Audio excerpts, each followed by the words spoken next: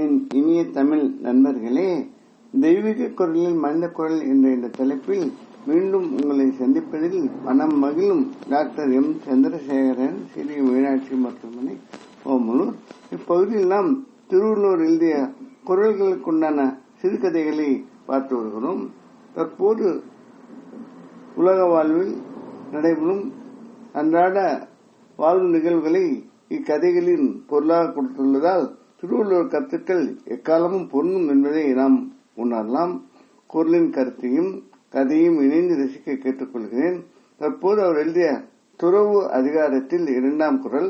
இது எண்ணிக்கைப்படி 342ஆம் குரல்.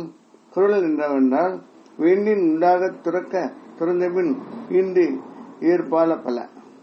இதன் பொருள் என்னவென்றால், பொருள்களின் மீதுள்ள பட்டை துறந்த பின் வந்து சேரும் இன்பங்கள் பல பல. இன்பங்களை விரும்பினால் துறவு கொள்க. கதையை பார்ப்போம். ஆமா, பெரிய கம்பெனி மேனேஜர், 22 வருட சர்வீஸ், கார் கம்பெனியே கொடுத்தப்போ வேணாம், பழையதே நல்லா ஓடுதுன்னு சொன்னீங்களாம் என்றால் கமலவேணி கணவன் சொக்கலிங்கத்திடம். இந்த பழைய கார் தான் ராசின்னு சாமர்த்திய பேச்சில சொக்க வைக்கிற பொறுப்பு தான் உங்ககிட்ட என்ன சொல்லி கோபமாக கமலவேணி உள்ளே சென்றால், சென்ற வாரம் டவுன் முக்கிய பகுதியில் ஒரு இடம் விலைக்கு வர கணவனிடம் வாங்கி போட கமலவேணி சொல்ல, பட்ஜெட் அதிகம், லோன் வாங்கணும், அதனால் வேண்டாம் என்று கூறி பக்கத்து தெருவில் பழைய கட்டடம் ஒன்று வாங்கி போட்டார்.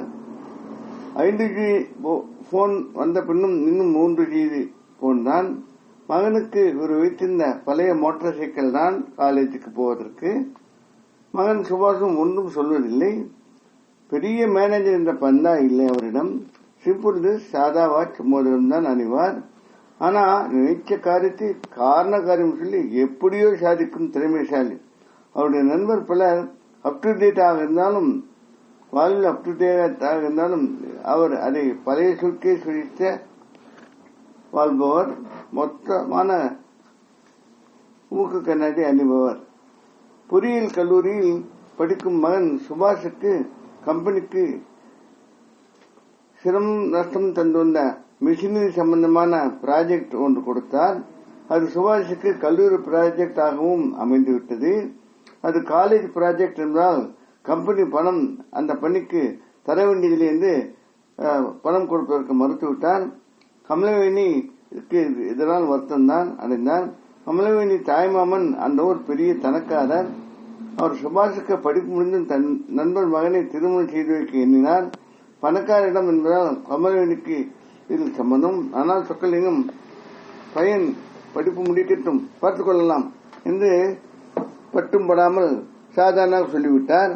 ஏன் இப்படி எதிலும் நாட்டம் இல்லாமல் ஒட்டாமல் உள்ளார் என்ற குறை கமலவேணிக்கு உண்டு. திறமைகள் இருந்தும் ஆசைகள் சொக்கலிங்கத்திற்கு குறைவு. அவரது திறமை அடுத்தடுத்து அவருக்கு நல்லதே செய்துள்ளது என்று சொக்கலிங்கத்தின் தாயார் பலமுறை சொன்னதை கமலவேணி நினைவு கூர்ந்தார். அன்று சம்பள பட்டுவாடா, பல லட்சங்கள் கொண்டு செல்லும் அந்த பழைய சூட்கேஸ் அன்று ரிப்பேர். எனவே ஒரு பழைய பையில் மனம் போட்டு எடுத்து செல்லும் வழியில் ஒரு நண்பரிடம் சூட்கேஸ் கொடுத்து ரிப்பேர் செய்ய சொன்னார். இவரது பணப்பட்டுவாடா நடவடிக்கைகள் அறிந்த சிட்டு கும்பல் இவர் பணத்தை யாரிடமும் கொடுத்து அனுப்புகிறார் என எண்ணி அந்த சூட்கேஸை நண்பரிடமிருந்து பறித்து சென்றது. எப்படியோ பணம் தப்பியது. வேறு ஒரு முறை கமலவேணி டவுன் முக்கிய இடத்தில் வாங்கியவர் கோர்ட் விவகாரத்தில் இருப்பதை அறிந்து அதை நாம் வாங்க சொன்னதை நினைத்து, நல்லவேளை இப்போது நாம் தப்பிட்டோம், கணவன் சொக்கலிங்கத்தின் செயலால் என மகிழ்ந்தார். சுபாஷ் செய்த ப்ராஜெக்ட் மாபெரும் வெற்றி பெற்றது. யூனிவர்சிட்டி பாராட்டு, கல்லூரி முதல்வர் கையால் பட்டம், பாராட்டு கிடைத்தது. கம்பெனி முதலாளி மிஷின் உருப்படியானதால் மகிழ்ந்து சுபாஷுக்கு புது பைக் வாங்கி தந்தார். சொக்கலிங்கம் வாங்கி போட்ட பிளாட்டில் ஒரு தேசிய வங்கி கட்டிடம் கட்டி கொடுக்க லோன் தந்தது. நல்ல வாடகை கொடுக்க ஏற்பாடானது. சுபாஷ் திறமைக்காக வேறொரு கம்பெனி வேலை கொடுத்து புத்தம் புதிய கார் உபயோகத்திற்கு கொடுத்தது.